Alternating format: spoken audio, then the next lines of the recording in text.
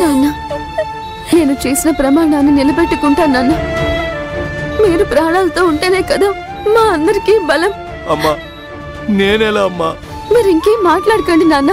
మీరే మాకు పెద్ద బలం నాన్న. మీకు సర్జరీ జరగాలి, మీరు త్వరగా కోలుకోవాలి నాన్న. నాన్న, పడుకోండి నాన్న.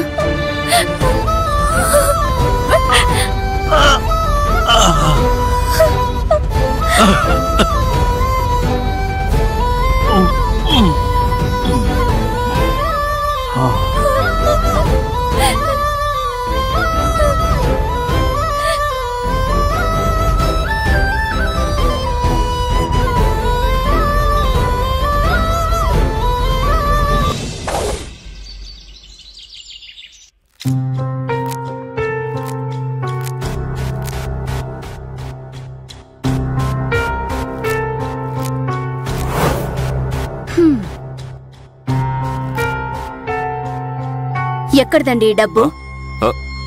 అది నువ్వెందుకు అడుగుతున్నావు? అక్క బిజినెస్ లో నాకు రావాల్సిన కమిషన్ నా కూతురు పెళ్లి కోసం దాస్తున్నాను. భారీ మొత్తం కొట్టేయకుండా ఇలా 5-10 జమ చేసి ఏం చేయగలమో చెప్పండి.